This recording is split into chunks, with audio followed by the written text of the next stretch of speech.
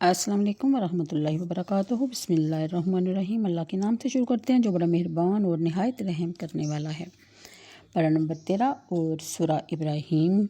کل بات ہو رہی تھی حضرت ہاجرہ اور حضرت ابراہیم علیہ السلام اور ان کے صاحبزادے حضرت اسماعیل علیہ السلام کے بارے میں۔ تو شروع کرتے ہیں۔ آپ سرزمین شام میں حضرت ہاجرہ کے بطن پاک سے پیدا ہوئے۔ حضرت ابراہیم علیہ السلام کی بیوی حضرت سارہ کے کوئی اولاد نہ تھی، اس وجہ سے انہیں رشک پیدا ہوا اور انہوں نے حضرت ابراہیم علیہ السلام سے کہا کہ آپ ہاجرہ اور ان کے بیٹے کو میرے پاس سے جدا کر دیجیے۔ حکمت الہی نے یہ ایک سبب پیدا کیا تھا، چنانچہ وہی آئی کہ آپ حضرت ہاجرہ اور حضرت اسماعیل کو اس سرزمین میں لے جائیں جہاں اب مکہ مکرمہ ہے۔ آپ ان دونوں کو اپنے ساتھ براق پر سوار کر کے شام سے سرزمین حرم میں لائے اور کعبہ مقدسہ کے نزدیک اتارا۔ یہاں اس وقت نہ کوئی آبادی تھی، نہ کوئی چشمہ، نہ پانی۔ ایک توشیدان میں کھجوریں اور ایک برتن میں پانی انہیں دے کر آپ واپس ہوئے اور مڑ کر ان کی طرف نہ دیکھا۔ حضرت ہاجرہ والدہ اسماعیل نے عرض کیا کہ آپ کہاں جاتے ہیں اور ہمیں اس وادی میں بے انس و رفیق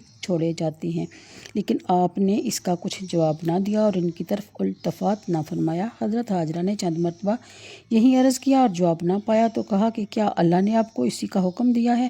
آپ نے فرمایا ہاں۔ اس وقت انہیں اطمینان ہوا اور پھر بیان کیا جاتا ہے کہ حضرت ابراہیم علیہ السلام چلے گئے اور انہوں نے بارگاہ الہی میں ہاتھ اٹھا کر یہ دعا کی جو آیت میں مذکور ہے۔ حضرت ہاجرہ اپنے فرزند حضرت اسماعیل علیہ السلام کو دودھ پلانے لگی۔ جب وہ پانی ختم ہو گیا اور پیاس کی شدت ہوئی اور صاحبزادے کا حلق شریف بھی پیاس سے خشک ہو گیا تو آپ پانی کی جستجو یا آبادی کی تلاش میں صفا مروہ کے درمیان میں دوڑیں۔ ایسا 7 مرتبہ ہوا، یہاں تک کہ فرشتے کے پر مارنے سے یا حضرت اسماعیل علیہ السلام کے قدم مبارک سے اس خشک زمین میں ایک چشمہ جس کو زمزم کہتے ہیں نمودار ہوا۔ آیت میں حرمت والے گھر سے بیت اللہ مراد ہے جو طوفان نوح سے پہلے کعبہ مقدسہ کی جگہ تھا اور طوفان کے وقت آسمان پر اٹھا لیا گیا تھا۔ حضرت ابراہیم علیہ السلام کا یہ واقعہ آپ کے آگ میں ڈالے جانے کے بعد ہوا۔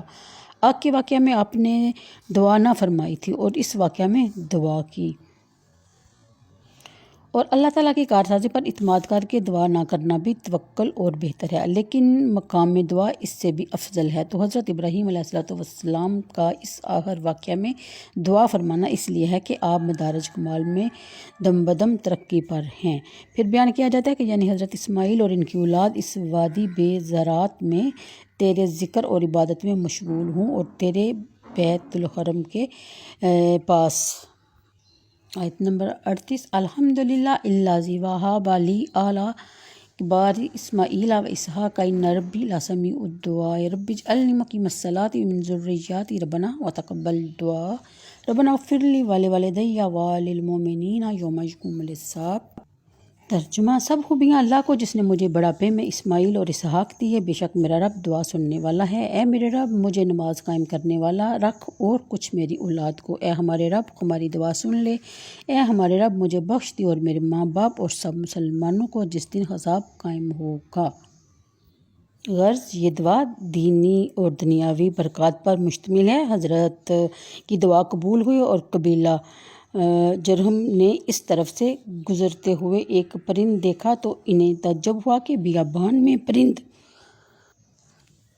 کیسا؟ شاید کہیں چشمہ نمودار ہوا۔ جستجو کی تو دیکھا کہ زمزم شریف میں پانی ہے۔ یہ دیکھ کر ان لوگوں نے حضرت ہاجرہ سے وہاں بسنے کی اجازت چاہی۔ انہوں نے اس شرط سے اجازت دی کہ پانی میں تمہارا حق نہ ہوگا، اور وہ لوگ وہاں بسے اور حضرت اسماعیل علیہ السلام جوان ہوئے تو ان لوگوں نے آپ کی اصلاح و تقویٰ کو دیکھ کر اپنے خاندان میں آپ کی شادی کر دی اور حضرت ہاجرہ کا وصال ہو گیا۔ اس طرح حضرت ابراہیم علیہ السلام کی یہ دعا پوری ہوئی اور اپنے دعا میں یہ بھی فرمایا۔